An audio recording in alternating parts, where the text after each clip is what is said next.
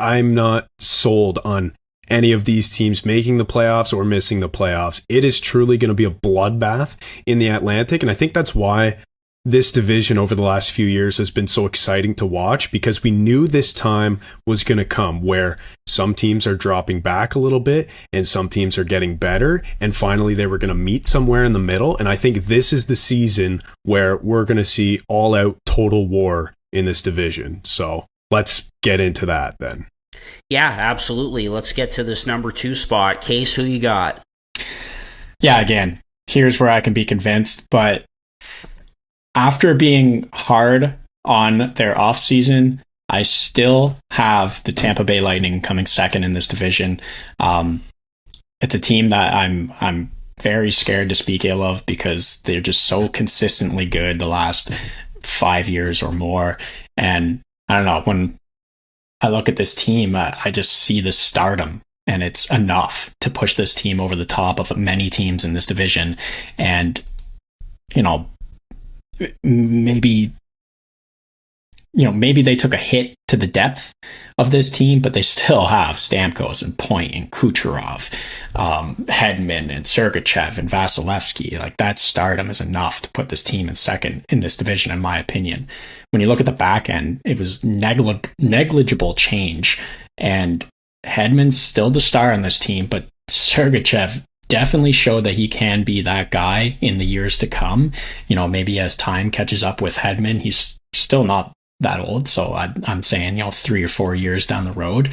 And sure, Chernak may be a guy that we'll say is overpaid, but he is great defensively and hard to play against and just rounds out the top 4 of this team so well. And then in that, Vasilevsky, he may have shown a little bit of weakness for the first time in his career in the playoffs last year, but he was still Mr. Consistency in the regular season. He had a great stat line for 60 games last year, and he's enough to keep them near the top of the division once again. So I still believe in this team despite, a hit to the depth, losing guys like Killorn and Colton and Perry, Maroon, Bellemare, but, stardom, man. This team's good. Yeah, so I obviously had a difficult time with this division, and I landed on another team finishing in the number 2 spot, and I had Tampa Bay in the number 4 spot, actually, because I really think there's going to be a lot of change in this division, and I didn't just want to run back the same standings as last year aside from 1 or 2 outliers. So I went a bit off the board with a different team at number 2, but I'll speak to Tampa Bay right now, and the reason that I had them at the number 4 spot, still making the playoffs, mind you, and that would mean in my division they would likely play the Maple Leafs again in the first round, 1 versus 4, depending on which wildcard spot they get. But I have Tampa Bay in that 4 spot just because I think up front, losing a bit of depth isn't the biggest problem. Losing a player like Corey Perry or Pat Maroon, while they're energy guys and important players to that team, I don't think their product on the ice is necessarily that good in the first place. I think they bring intangibles that are important, but in terms of actually scoring goals and making plays, I didn't think that they were that good in the first place. I think the problem for this team, and I've been saying this over the last couple seasons, is the back end. You have your Hedman, you have your Sergachev, and you have your Chernak. But then after that, the drop-off to me is significant. You've got Perbix, Bogo, Hayden Fleury, Radish, and DeHaan, and all of those guys are fine. All 5 of those players are fine. But when you just think about the fact that 3 of those players are going to have to be in the lineup every single night, I think that back end just doesn't look scary at all. And then what happens if one of those top 3 guys gets injured? Then you have 4 of those 5, call them maybe bottom pairing defensemen in your lineup at all times. I think at the deadline, they'll probably address this and get better. But just in terms of getting out to a hot start, I just don't know if I see it, because this team already gives up a ton on the defensive side. Last year, they were in the bottom half of the league in terms of expected goals against, and Vasilevsky was good, but not great.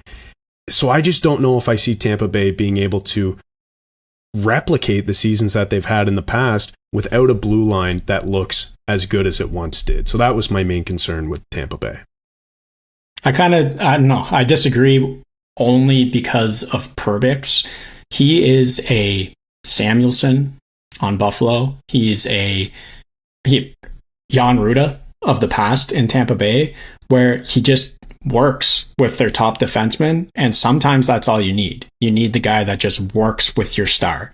And really, anyone could work with Victor Hedman at times, but Perbix is fit like a glove on that pairing last year, just as a Samuelson fix with Dahlin. So I don't know. I think that the top four has no problem at all. It's a very strong top four. I can see the arguments about the bottom pair, but I think they've got enough rotation there that if one guy starts to slip, it's next man up. And I'm not too worried about the back end of this team, especially if they can still score like they used to. Well, and maybe that's the case, right? Maybe they have so many guys who are pushing for those bottom 2 or 3 spots where, it creates that good internal competition and guys are playing out of their minds to keep their spot. Maybe that's the case. Also, though, something we didn't mention, what about the games when Vasilevsky isn't in net? I know that Brian Elliott wasn't incredible over the last couple of years, or Curtis McElhinney before that, but this year, going into the season right now, they have Jonas Johansson as their backup goalie, and I don't know if I trust him at all. So I just... My counter to that is Vasilevsky's the only goalie we've said on this podcast is trusted to be consistent. He played 60 games last year, was 8th or 9th in goals save above expected, had a .919 save percentage and a moderately high goals against average for himself, but he was still consistent in the regular season. And I think he, with Johansson as his backup, he's still going to play close to 70 games and be, Vasilevsky. Yeah. I mean, yeah, listen, Vasilevsky is one of the only goalies in the league who we've always said we feel confident in paying. We feel confident in starting 60 plus games. I just wonder about those 20 to 25 games. Probably not 25. I wonder about the 15 to 20 games that Johansson gets. I just have no trust in the guy. I don't know him at all. I know that he was called the worst goalie to play in the NHL by a reporter a couple years ago. I think that's a bit harsh, but wow. But just I don't know. I don't like the back end. It's not as formidable as it once was. That's why I had them at 4. But like I said, I could be convinced either way. It's not like I have ironclad arguments for the number 2 and 3 spot. I just feel like when I look at Tampa Bay, and it did kind of show in the playoffs against the Maple Leafs as well, as soon as one defenseman went out, that blue line just was in shambles.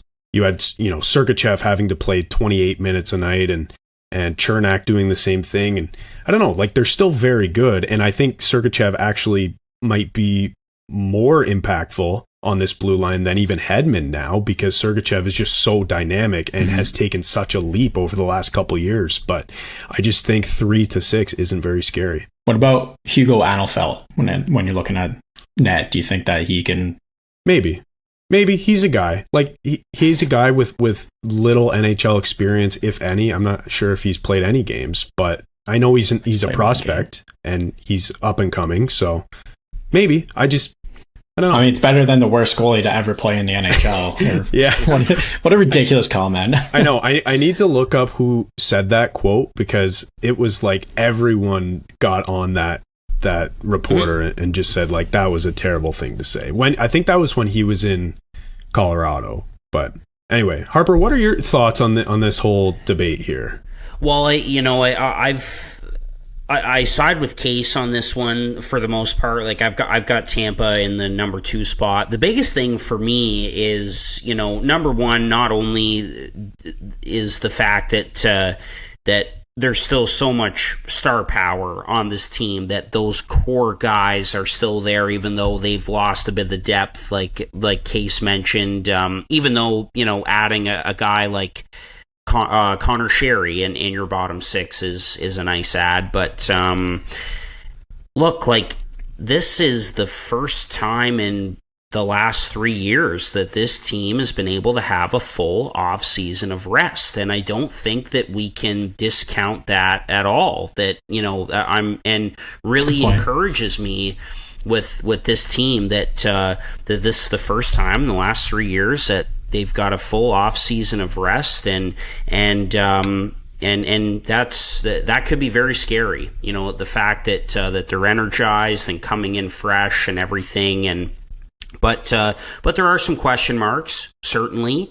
The back end doesn't concern me as much. What concerns me is what is the relationship with their captain, Steven Stamkos, going to be like moving forward? Is this going to be a distraction or cause a bit of a riff in the organization? I would like to think that it wouldn't, and that something would get figured out sooner rather than later, just with the kind of guy that Stamkos is off the ice and the kind of player that he is. But again, just looking at the on-ice product of this team, full off season of rest for the first time in a long time, and those core guys still being there, and one of the best goaltenders on the planet, if not the best goaltender on the planet, has me very encouraged to pick Tampa Bay in the second spot in this division. Fair enough. And I want to be clear too, me putting Tampa Bay at 4 is not me saying that I think the team is bad. I just think there's bound to be some change in this division, and some other teams have either gotten much better or also kind of just figured it out. So that's why I had Tampa at 4. I initially had a different team at number 2 and made a change. So I hear your argument, but I still think that Tampa is number 2. Okay, so we'll go with that.